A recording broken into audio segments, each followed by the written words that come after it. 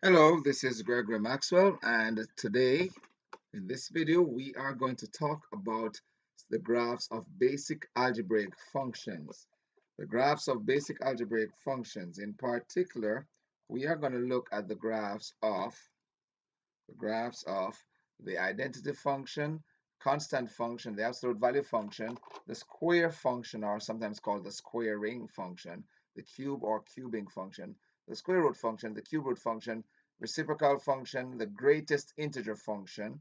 We'll spend a little time on that, and the piecewise defined functions, those types of functions. And here's a little graphic of some of the types of functions that we'll be talking about.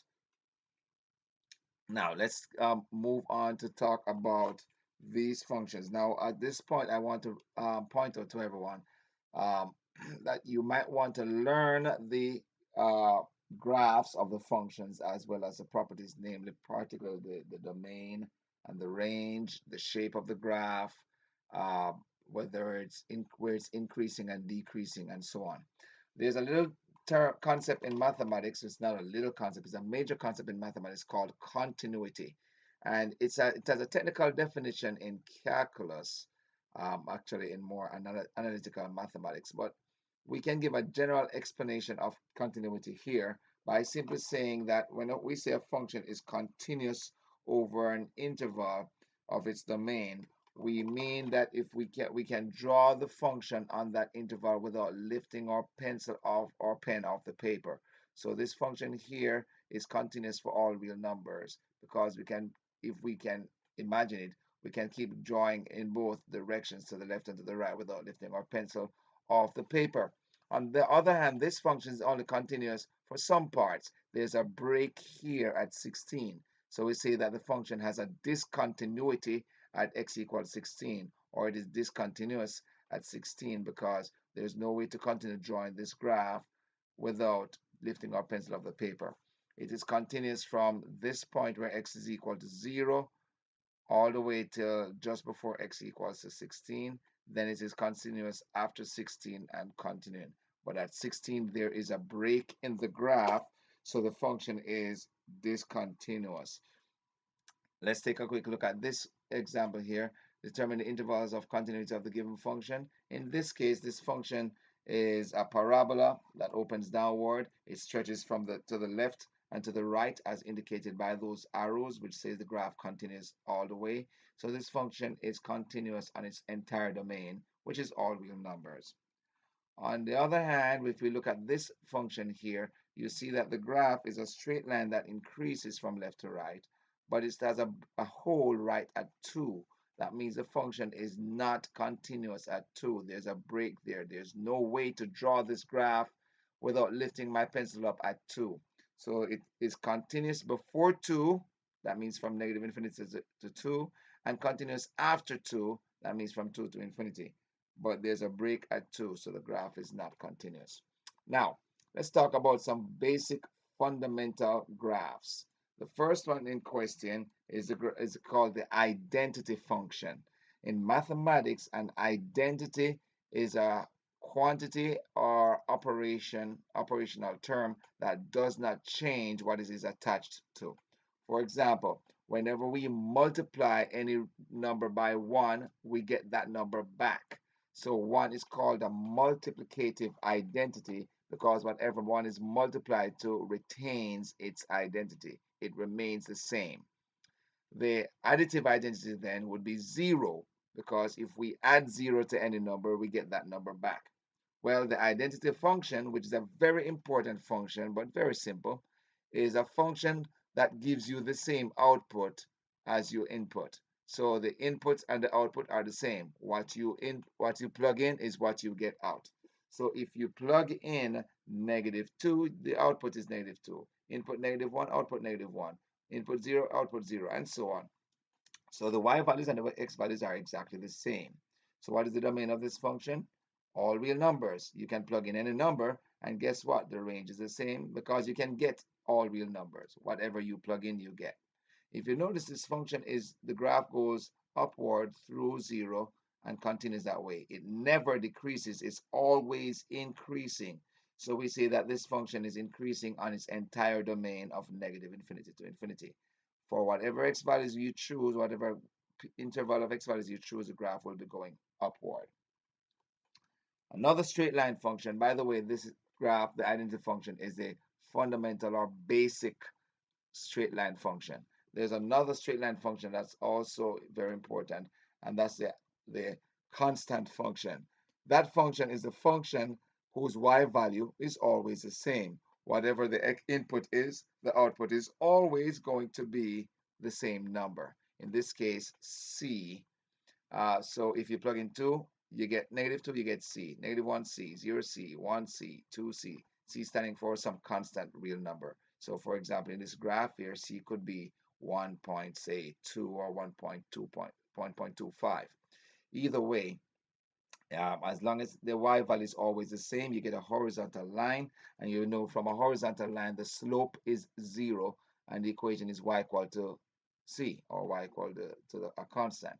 In this case, we're writing that straight line equation in a function form, where instead of saying y, we say f of x, and really f of x is the y coordinate. It's the y value when we plug in an x coordinate. So the domain of this function is all real numbers, but the range is just the one answer that you get. The function is not increasing or decreasing, it's always the same. It's constant, and its entire domain of negative infinity to infinity. And of course, it doesn't have a break, so it's always continuous, as are the previous two graphs. Now let's get a little interesting here. What about this function? It's called the absolute value function. The absolute value function is a function that whatever you plug in, you get the positive version of that number. So if you plug in a negative, you get the corresponding positive. If you plug in a positive, you get that number back. If you plug in 0, you get 0. The absolute value really is how far a number is from 0. So the absolute value of -2 is 2, the absolute value of -1 is 1, the absolute value of 0 is 0, the absolute value of 1 is 1, and the absolute value of 2 is 2. So it's kind of like the y equal to x graph, but the part below the x-axis gets reflected over the axis like a mirror. And so it gives this little V shape. So as you can see, the graph is decreasing for x values that come before 0. So on the interval from negative infinity to 0, the graph is decreasing, but it's increasing for the values that come after 0, from 0 to infinity. The function doesn't have a break. We can draw it without lifting our pencil off the paper. So that is a continuous function on its entire domain. The domain is all real numbers, but the range is not all real numbers. The lowest y value we get is 0, and then we go upward from there. So the range is bracket 0 to infinity, because we do get 0. If you plug in 0, you get 0, but you get nothing below that. Everything else is positive.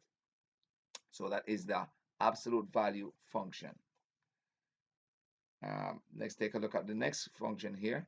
This next function is the square function, or the squaring function, which is really just you to get the output, you square the input. You plug in -2, the square that, you get +4.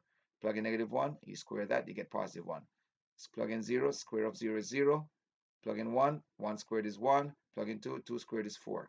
So again, we only get positive or at least non-negative answers. The lowest value we get is 0. The graph is decreasing to the left of 0, just like the absolute value function, from negative infinity to infinity, and increasing after 0, from 0 to infinity.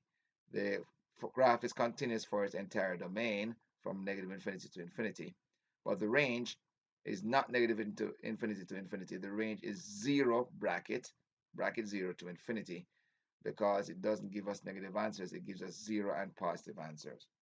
So you can see that there's some similarities between the square function and the absolute value function, although the square function is a curve. The cube function, or the cubing function, is an output, is a function whose output are the cubes of the inputs. So when you cube -2, you get -8. The cube of -1 is -1. The cube of 0 is 0. Cube of 1 is 1, and 2 cubed is 8. So you can see the domain is all real numbers, because there's no domain restriction here. And remember, if from our previous video, domain restrictions for at this point are we cannot divide by 0, and we cannot take the even root of a negative. So whatever variable that causes us to divide by 0, or causes us to take the even root of a negative, is excluded from the domain of a real valued function. Later on, we'll talk about another type of function that also has a domain restriction, logarithmic functions. Now, if you notice at the graph here, the graph is increasing from negative infinity to infinity, and it never decreases. So the graph is increasing on its entire domain, and it is also continuous. As you can see, the domain is all real numbers. We can imagine it going down forever and up forever. The range is also all real numbers. So it stretches from left to right. That means all the way. That means the domain is all real numbers, and it stretches from bottom down forever to up positive up to infinity.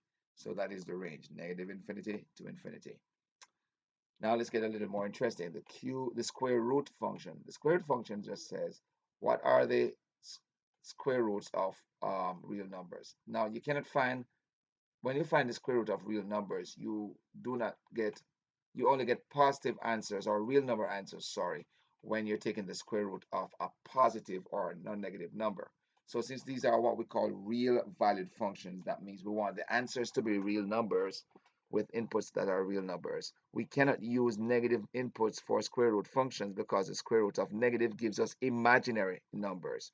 So the square root function only takes inputs that are non-negative. That means zero or positive numbers. And a few examples: when we plug in 0, we get 1. When we plug in 1, we get 1. So the graph here has 1, 1 is a point. Plug in 4, we get 2. If we could plug in 9, we would get 3, and so on. So as you can see, we cannot plug in negative numbers. We can only plug in numbers from 0 to the right, 0 and positive. So the domain is bracket 0 to infinity. Since this is the principal square roots, we only get the primary square roots, which are positive square roots, or at least non-negative square roots. So the range is also 0 to infinity.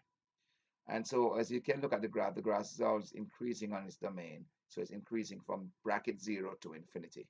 And we can draw the graph without lifting our pencil off the paper. So we're talking about a continuous function on its entire domain, which is again bracket 0 to infinity. So make sure you notice this graph. You can notice that it's kind of like the parabola turned on its side. So be very careful here that you know what the graph of the square root function looks like. The graph of the cube root function is like this. The cube function kind of turned on its side. It's not quite on its side. It's actually reflected above the line y equal x. But we'll talk about that when we deal with inverse of functions. Now the cube root function can take negative inputs because when you cube a negative, you get a negative. So the cube root of a negative is a negative. So the cube root of negative 8, for example, is negative 2. The cube root of negative 1 is negative 1. The cube root of 0 is 0. The cube root of 1 is 1. And the cube root of 8 is 2. So the domain of this function is all real numbers since there are no domain restrictions. Cube roots do not give us restrictions on the domain like square roots did. And the output happens to be all real numbers as well, because we can go as far as we need to the left to get negative numbers, any negative numbers, and as far to the right as we want to get positive real numbers. So the domain is negative infinity to infinity, and the range is negative infinity to infinity. This graph is always increasing. So it is increasing on its entire domain. And of course, there's no break in the graph. So that is a continuous function on its entire domain. Now let's talk about the reciprocal function. The reciprocal function is a little different from what we did before. We're just flipping all the inputs. Now, because we're flipping the inputs, if you plug in 0, then we'll be dividing by 0, and that gives us no answer because that's a domain restriction. So the domain is all numbers except for 0. We're not allowed to have 0. So we can use all numbers to the left of 0 and all numbers to the right of 0. Now, if you flip a number, you will not get 0.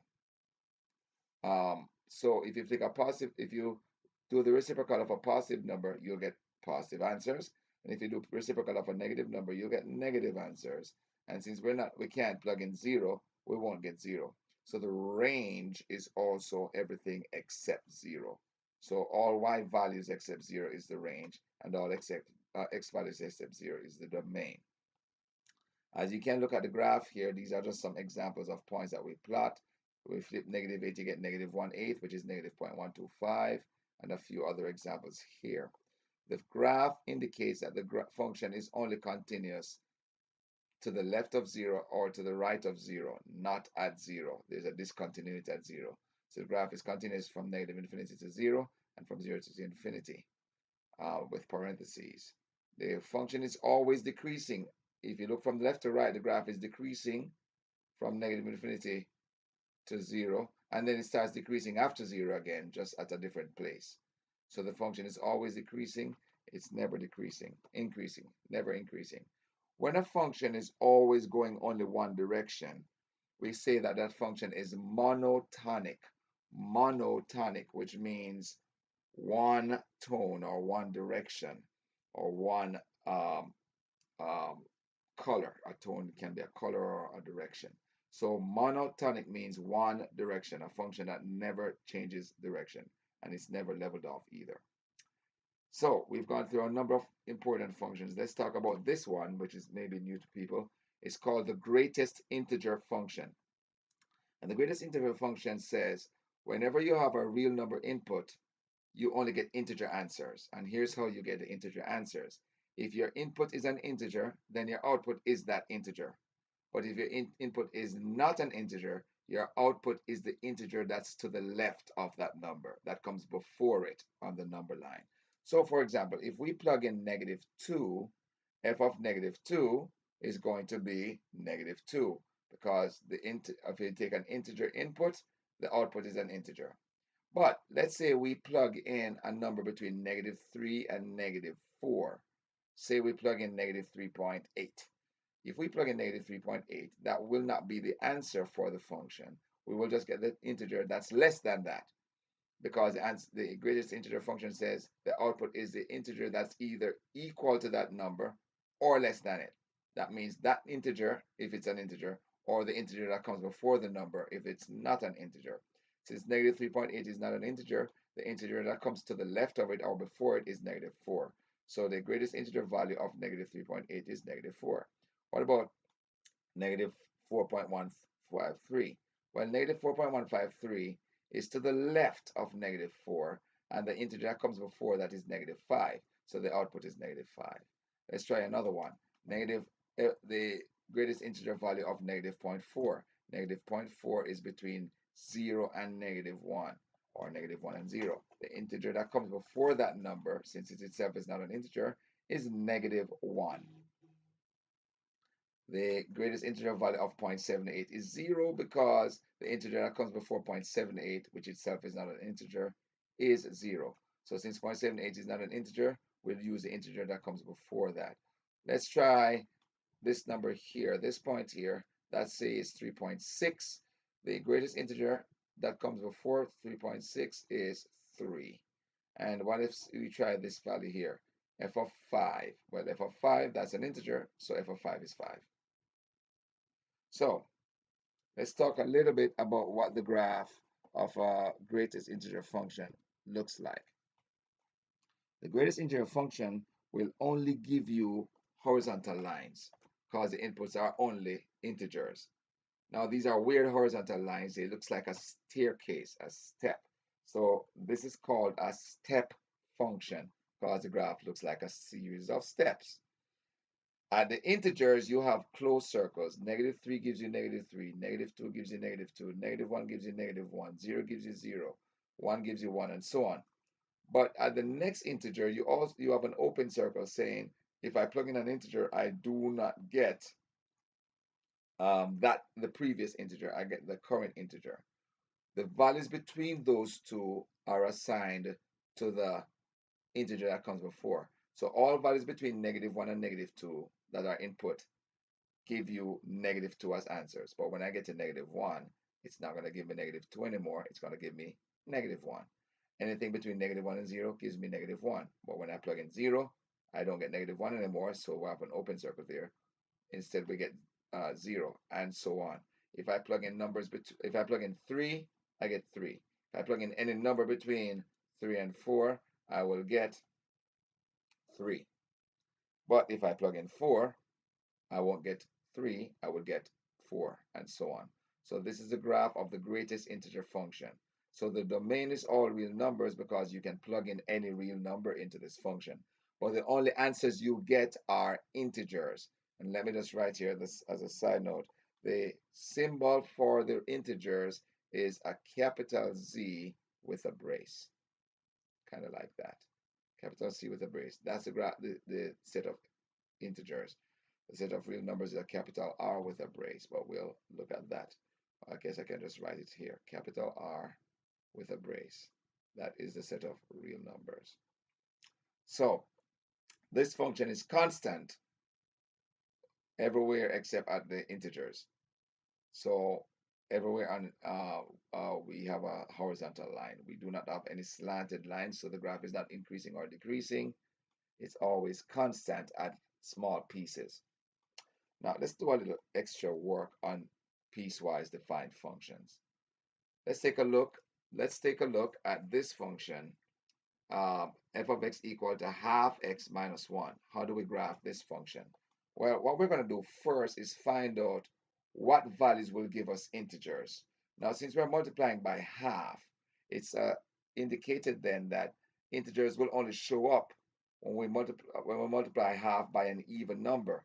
Because when I multiply half by an even number, I will get a positive, a whole number, an integer, and which I can then add to this -1. But if I multiply by a number other than an even number, I won't get an integer. I will get a decimal, which when I subtract 1 from a decimal, I'll still have a decimal that is not an integer.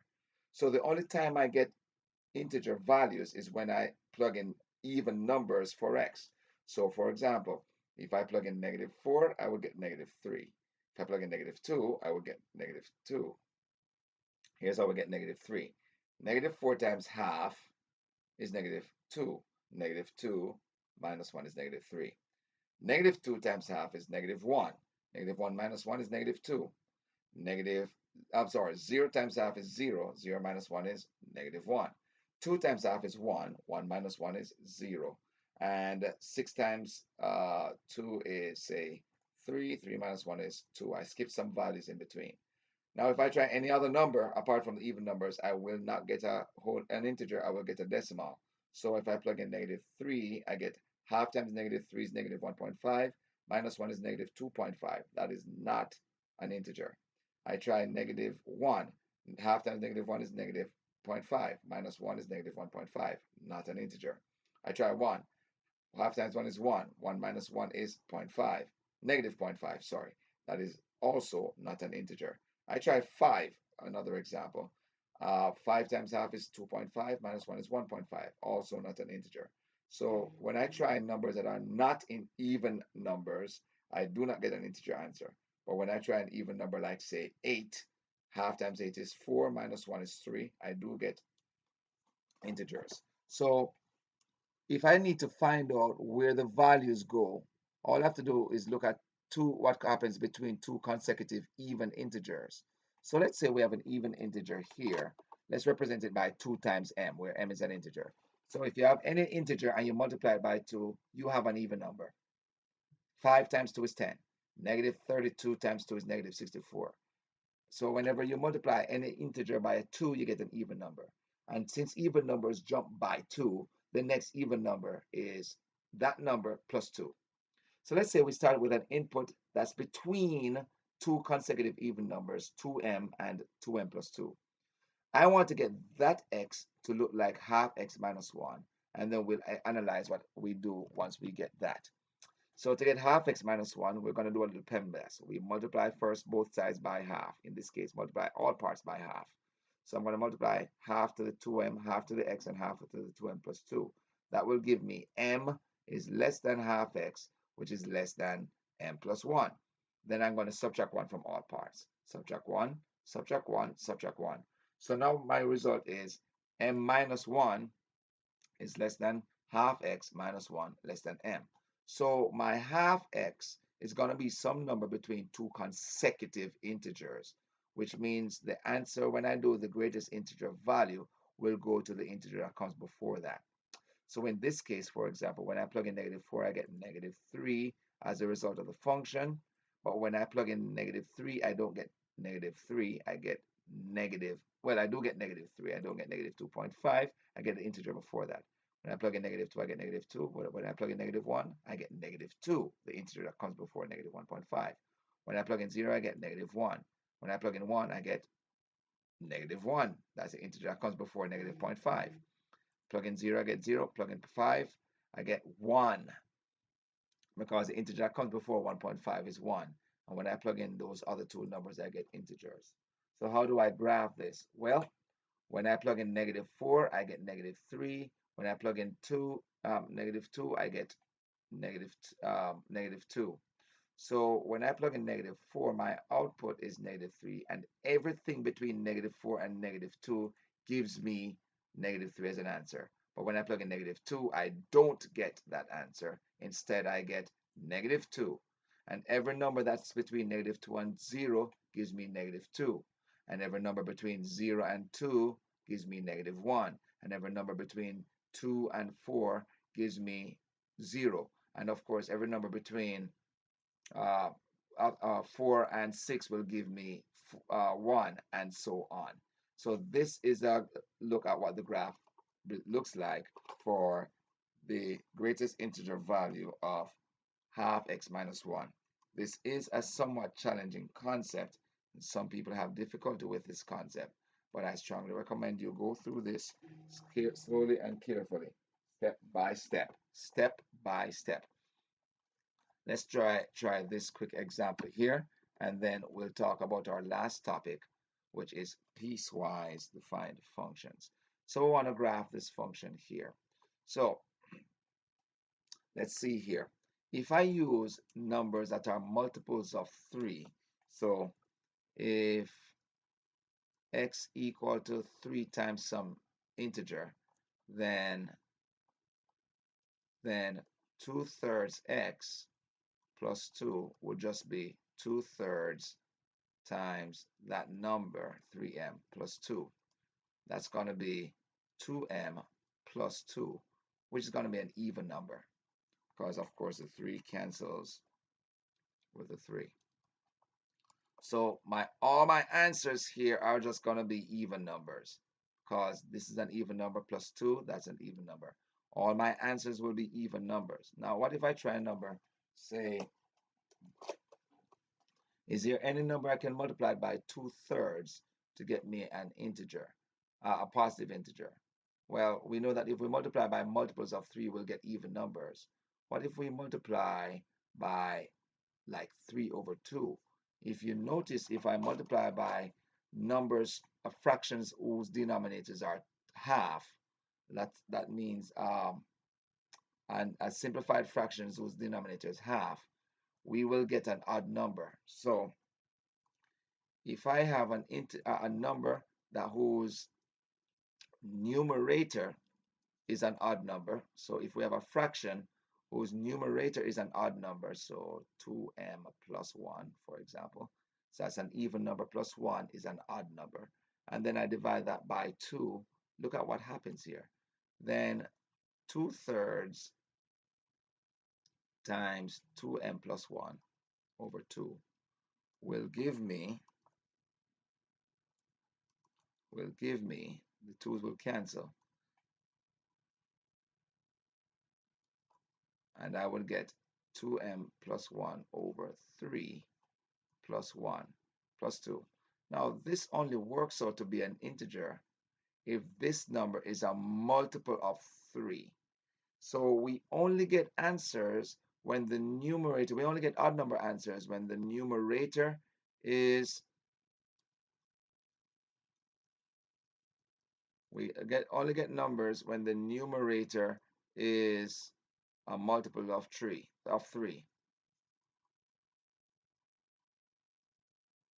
So if we try, for example, f of 3/2, that will give us 2/3 times 3/2 plus 2. That's going to give me 1 plus 2, which is 3. But if I try f of 5/2, that will not give me an integer. 2/3 times 5/2 plus 2, since 5 is not a multiple of 3, we get 5/3 plus 2, and that gives us 3.66, so on. All right, so we now have a little situation here where we know what function values we're going to get. Let's see if we can set that up a little bit. We're going to draw a little table to give us an idea of what the graph should look like, or of what the, yes, it gives us an idea of what the graph should look like. First, I'm going to put x values that match my descriptors. Then we're going to put in our corresponding input values, and then we'll put in our f of x. So x values, what the inside works out to be, and then what the whole function is after we evaluate. So let's start with negative x values. So if we use numbers that are multiples of 3, we're going to get even numbers. So let's start off with multiples of 3, and then we're going to go to odd multiples of odd fractions whose numerators are multiples of 3 and whose denominators are uh, are 2. So we're looking at fractions here, simplified fractions whose denominators are 2 and whose numerators are multiples of 3. And that's because of that 2/3. Because to cancel that 2/3, we need something that cancels the 2. Cancel the 2, that means the denominator has to be 2. And that's to cancel the 3, that means the numerator has to be a multiple of 3. So let us start doing some examples here. So the first number I'm going to try here is negative. Let's say we should go with -6. And then let's go with, say, -3. Then we go with negative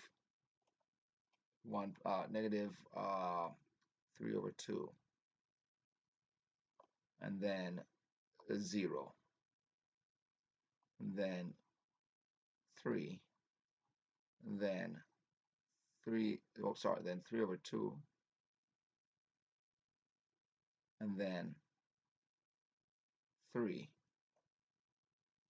And if you notice, what I'm doing here is basically I'm going up by the top. -6 is um, negative um, 12/2. And oh, I could have used -9/2 here. So let me erase this guy and use -9/2. That's -4.5. -9/2, then -6/2, then -3/2, then 0/2, then 3/2, then 6/2. I'm going by multiples of 3 on the top. If I use any number in between now, that will not give me an integer. So we can try, say, -4, and then we can try, say, -2, can try -1, can try 1, 2, 4, or 5, any of those numbers. So when I try -9/2, 2/3 times -9/2, let me just show that right here. F of -9/2 is equal to greatest integer value, -9/2 times 2/3 plus 2. Now, -9/2 times 2/3 is going to be -3. So that's -3 plus 1 plus 2, which is 1. So my answer then is going to be just greatest integer value of 1, which is 1. So when I plug in -9/2, I get 1 for the inside, which is an integer, so the answer is an integer. Now, if I try -3, which I'll try here, I'll get 2 times -3, which is 2 times -3 is -2. -2 plus 2 is 0. I try -3/2. 2 times 2/3 and -3/2 is -1 plus 2 is 1. I try 0. 2/3 times 0 is 0 plus 2 is 2. I try 3/2. 2/3 times 3/2 is 1. 1 plus 2 is 3. I try 3. 2/3 times 3 is 2. 2 plus 2 is 4. So we have our integer values here. Now let's see what happens when we try negative 4. So f of negative 4 is equal to 2/3 times negative 4 plus 2. Now 2/3 times negative 4 is negative 8 over 3. And negative 8 over 3 is negative 2 and 2/3. So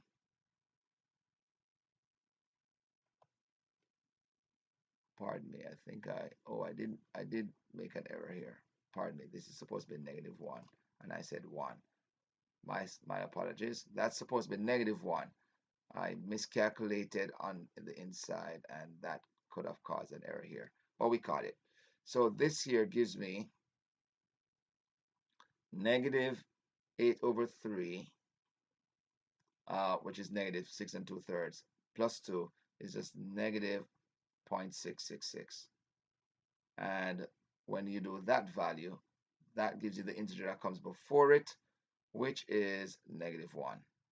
So this gives me negative 0.666, which the greatest integer value for that is negative 1. So we see if we look at values that come between two integers, in this case, we're going to get the integer before that. If I try negative 2, negative 4/3 plus 2 is going to be 0.6 or 1/6. Sorry, not 1/6, 2/3. I apologize, 2/3.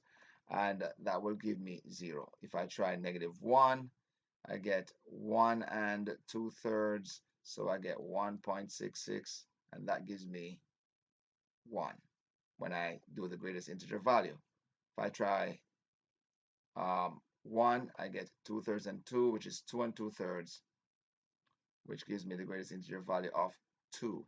I try 2/3 with 2, I get 4/3 plus 2, which is 3 and 2/3, which is 3.66.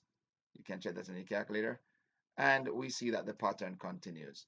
And so we'll expect that when we do 8/3, 4 times 2 is 8/3, which will give me 4 and 2/3. That does solve to be 4. So if I'm going to now draw the graph of this function, which I'll just do a sketch here because of space and time,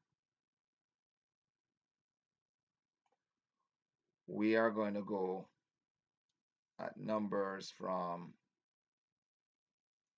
say, negative 1, 0, 1, 2, 3, 4. And what I'm going to do now is I'm going to go by multiples of 3. So we have 1, 2, negative 1, 3,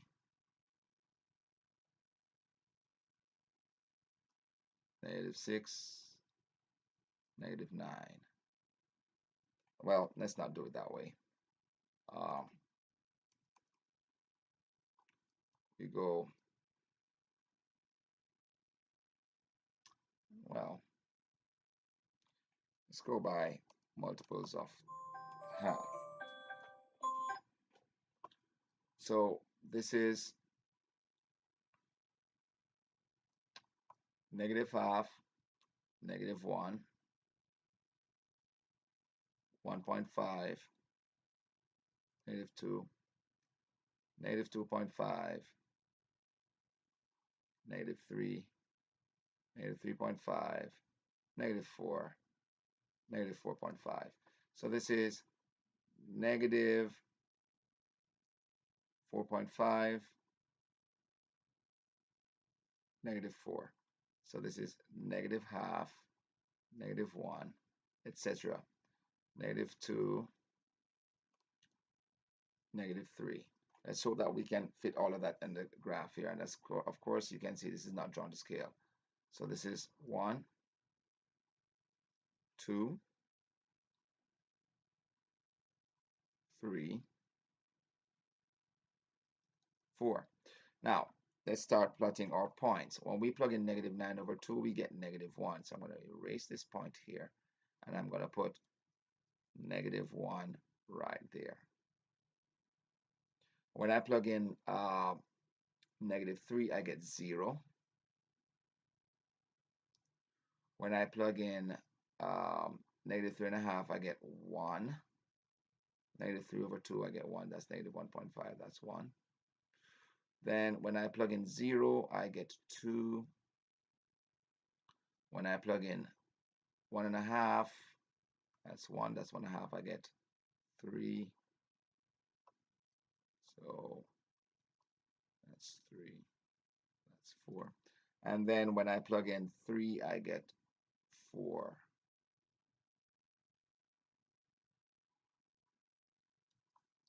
And then what will happen now is I'm going to draw, this will be a horizontal line with a circle right there. That will be a horizontal line with a circle right there. That will be a horizontal line with a circle right there. That will be a horizontal line with a circle right there. That's a horizontal line with a circle right there. That's a horizontal line, etc. That triple dots means etc. So this is what the graph looks like. It's not exactly drawn to scale, but for any value between numbers where the numerator is a multiple of 3 and the denominator is either 2 or 1, then you have a horizontal line. So that's the idea from graphing this piecewise defined function.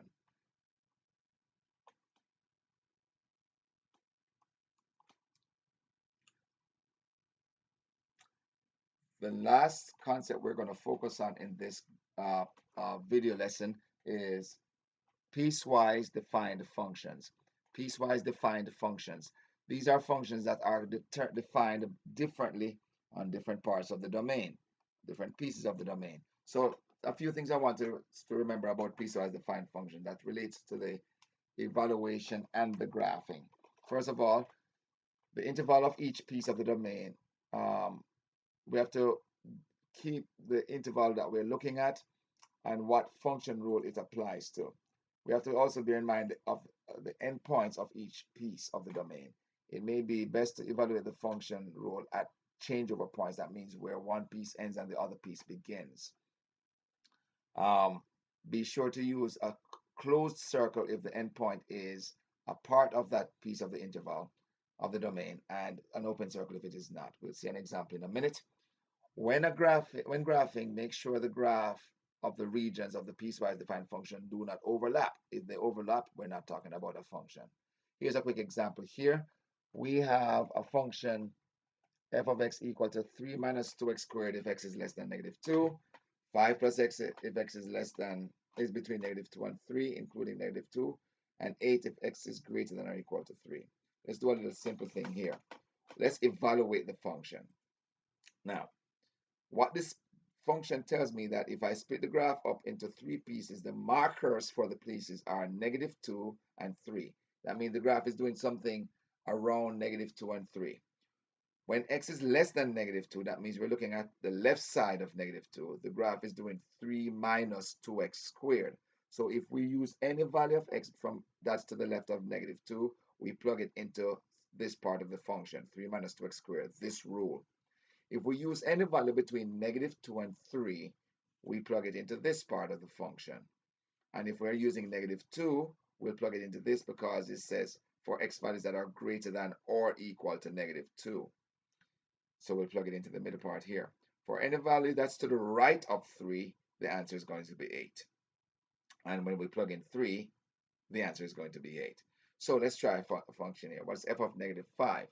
-5 is in the region to the left of -2, so you plug it into 3 minus 2x squared. And that will give us 3 minus 2 times the square of -5. -5 squared is 25, times 2 is 50. 3 minus 50 is -47. Then, if we do f of -2, -2 is not in this interval. -2 is at the boundary and it applies to this piece here. So we would plug it into 5 plus x. So 5 plus negative 2 is 3. If we do f of 0, 0 is a number in this interval. It's a number between negative 2 and 3, so it applies to f5 plus x. So we do 5 plus 0, which is 5. Um, Apologize here, I just made a slight error on my PowerPoint. So let's keep going here. And so let's take a look now. Oh, still made an error. Let us fix that right now. Now, if we choose 3, 3 is a number right at the edge of this interval, but it says for x greater than or equal to 3, the answer is 8. So the answer is 8. And if I choose any number to the right of 3, the answer is going to be 8. So what I would recommend that you do when you're doing piecewise functions is you draw this number line, like what I have here. Draw that number line, and then use that number line to um, to position your pieces of your graph so you know what goes where. And so, for example, for this piece here, this part of the graph is only for that. And then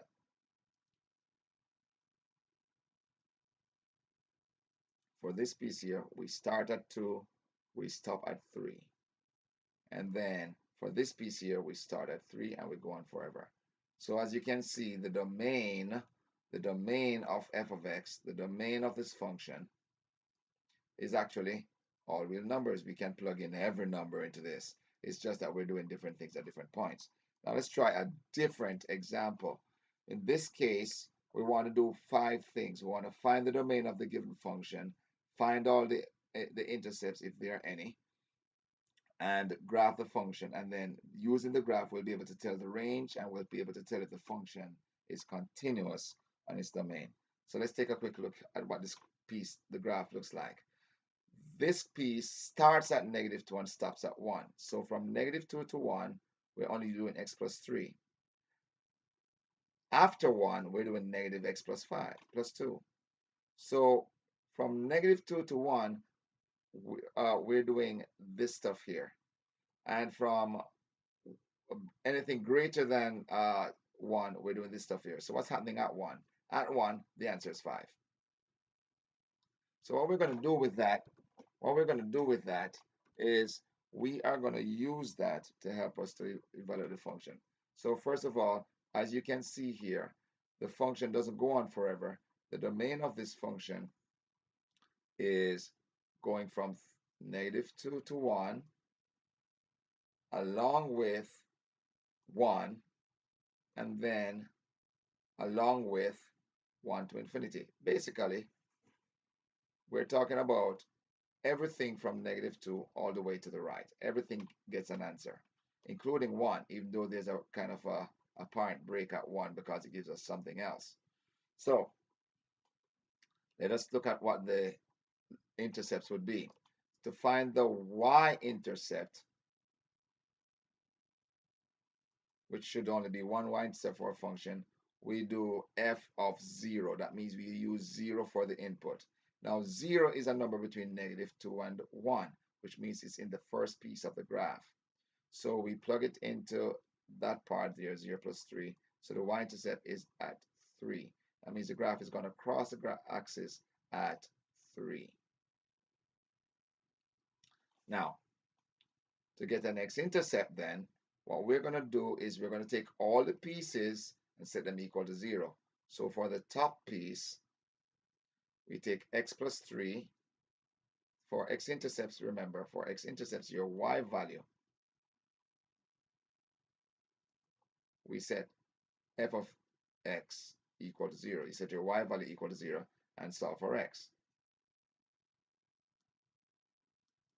Now, let's do that. Set f of x equal to 0, solve for x. I'm going to set each piece equal to 0 and solve for x. X plus 3 equal to 0. That means, this is for the top region, that means x would have to be -3. Is -3 in this region? The answer is no, because this is not in the domain of the function. Not in the domain. So there's no x-intercept. for the top region. The domain only goes as far back as -2. So this is out. And let me not cover it up. Let's go to the middle. In the middle region, there's a constant there. And a constant is only equal to 0 if the constant itself is 0. So saying 5 equal to 0 is a useless statement. This makes no sense. So we won't get an intercept there. Let's try for the other one. What if for the bottom part? For the bottom part, we do -x plus 2 equal to 0. We solve for x. -x equals to -2, which means x is equal to 2. And is 2 in this interval? Yes, it is. So the graph is going to cross the x-axis at 2, because 2 is in the interval. Now, here's the next part of this. We now have a straight line, 3 straight lines. This is a straight line, that's a line, that's a line. This line is just a line whose y-intercept is 3 and whose slope is 1. So if I start at 3, I'm going to go all the way back to -2. If I try f of -2, that will give me -2 plus 3, which is 1. So that's one end point. And then since that's included, I'll put a dot there. The last end point is when I plug in 1. If I do 1 plus 3, which is for this top part here, that will give me 4. So I'm going to put an open circle at 4 because this one is not included in the function. So when I plug in 1, I get 4. I'm going to put an open circle there because that will not be a part of the graph. And then I will use my number line to join those pieces together.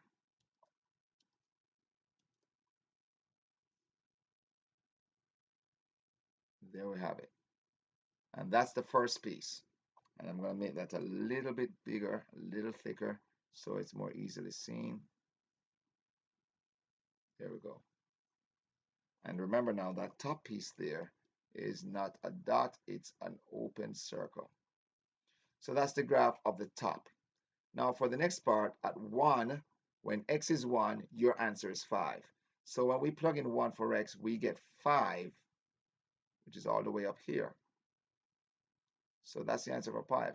It's only 1 point. When x equal to 1, you get 5. No one cares about what else goes on.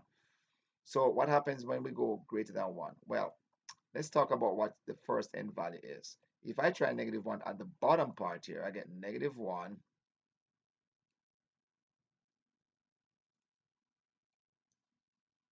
plus 2, and that will give me 1. So I would normally get 1 as an answer here, but that's not a point in the graph, so I'm going to put an open circle there.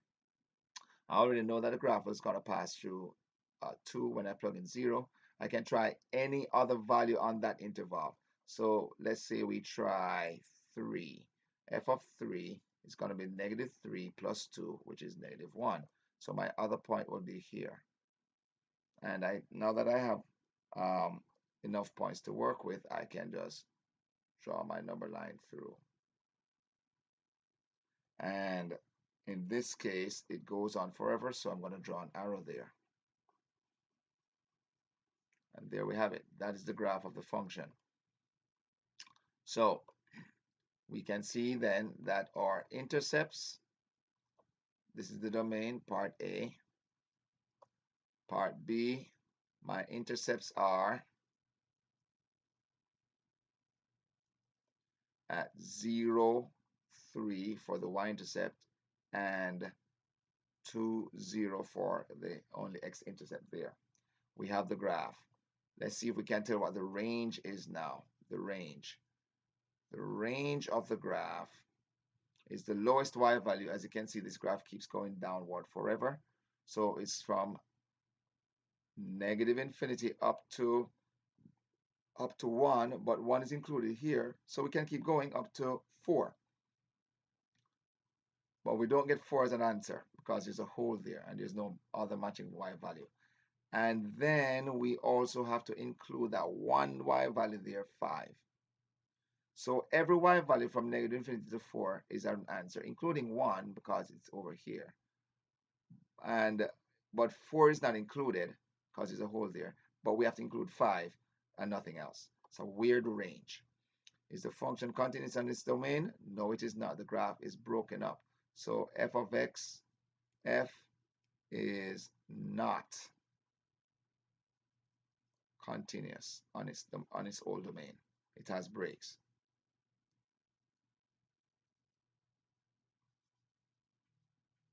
Some of these piecewise functions don't have breaks. And there we have it. Let's do another example here.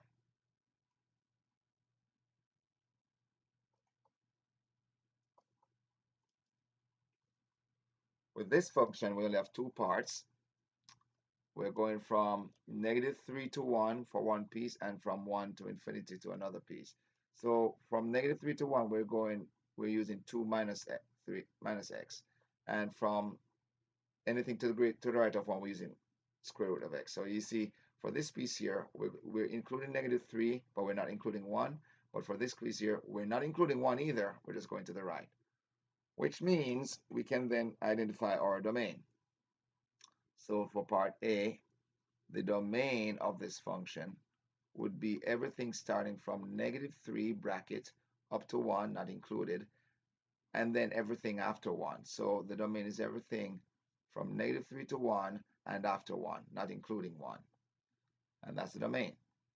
Now let's see if we can find our intercepts. So for part B, let's see if we can find y-intercepts if there are any. To find y-intercepts, we're just going to insert 0 for x. So f of 0, if you notice 0 is in between -3 and 1, so we're going to plug it in here. We get 2 minus 0, which is 2. So the graph is going to cross the y-axis at 2. Then for x-intercepts, we have to be very careful now. We have to find out where each piece might give you 0. So we're going to set f of x equal to 0 and solve for x. And we're going to have to check if that x is in that part of the domain. So we go 2 minus x for the top portion. We have 2 minus x equal to 0, which means negative x is equal to -2, which means x is equal to 2.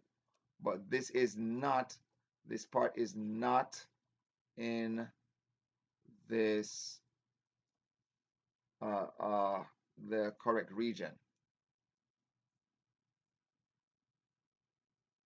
because the region of the domain that corresponds to 2 minus x goes from -3 to 1.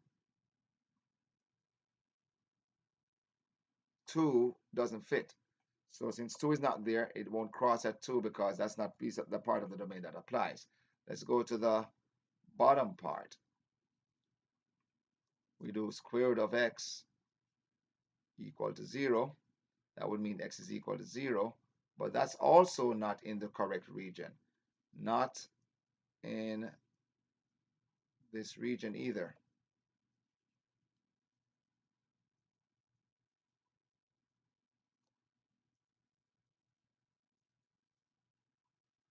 In other words, the part of the domain that we need for square root of x is from 1 to infinity. 0 is not in that interval. So there is no x-intercept. Now let's graph the function. We can start off with f of -3. That's one of the endpoints.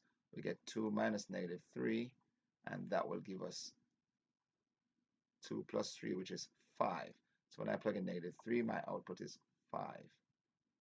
And then I do the other endpoint, which is for this value here, 2 minus 1 is equal to 1, which we will then draw an open circle for that because that's not included.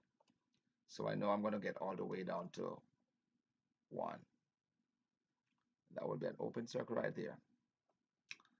So that's a straight line. That's just a line whose slope is -1. So I just draw that little line there. I'm drawing a thick line so that you can see it very clearly. And then, of course, at that point there, that's supposed to be an open circle, an open circle. Now for the other part, we should know what the square root of x is, at least for now. So we can try a few values. So for example, f of 1 is square root of 1, which is 1. F of 2 is square root of 2, which is 1.41414. F of 3 is square root of 3, and f of 4 is 2. So we're looking at probably values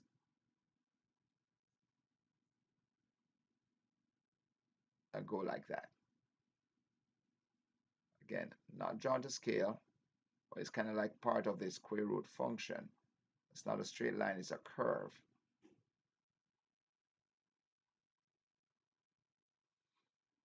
And that's what the graph looks like. So let's take a look at the range then. So for part D, the range of this function is everything above the lowest number here is 1. 1 going upward to infinity. Because this graph will keep going forever and ever. This one stops at 5, but this one will keep going forever and ever. And then for part E, the f is not continuous at x equal to 1. So it's not a continuous on its domain. Now, if I had put a bar here, it would have been continuous because there would be a hole there and we would not have a problem. But in this example, there's no, it just so happens that the 1 is left out of the domain. And so there's a discontinuity there.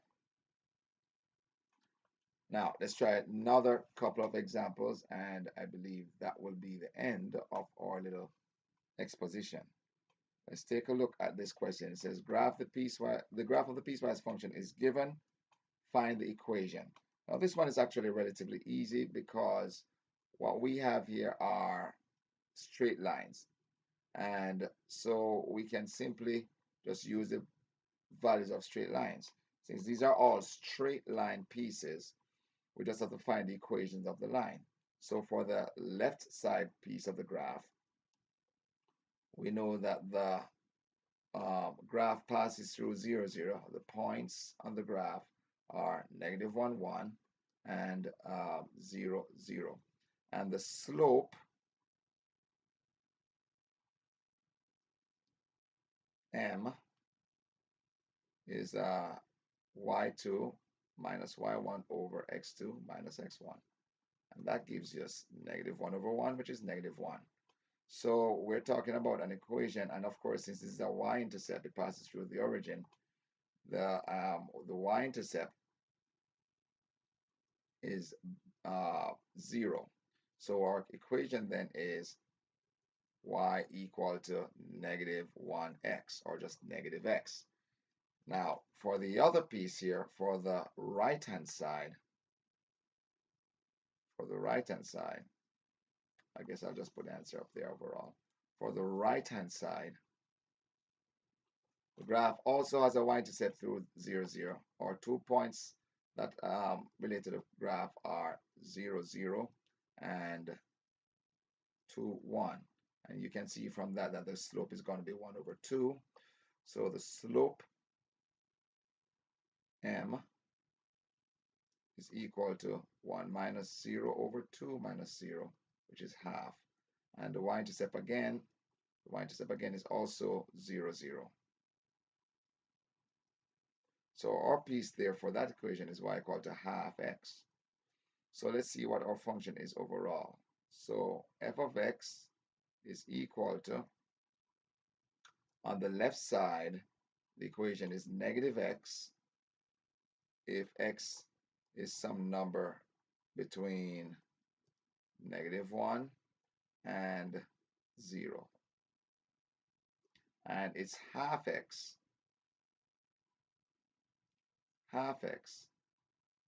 if x is some number to the right from 0 to 2. Now, if you notice, I put no bar on the top 0, but a bar at the bottom 0. I could have done it either way because it's a continuous function. So I could have put the bar up here or down here, but not both. If it applies to one part, it should not apply to the other part. So I could have also said f of x is equal to negative x or half x, negative x if we're talking about -1 to 0, and half x if we're going from 0, but not including 0 in this case, to 2. In this case, I switched the bar from the bottom interval to the top. And that's that. Let's go on with this example here. For the left side, we see that our slope, our points are -1, 0, and 0, 2. So right away we see our y-intercept. Our slope m is equal to, and again, straight line, so we can find the slope, 2 minus 0 over 0 minus -1, which gives us 2 over 1, which is 2. And the y-intercept is equal to 0. So the equation then is y equals to 2x. Sorry, 2x plus 2. The y-intercept is 2, not 0. All right. And then for the right-hand side,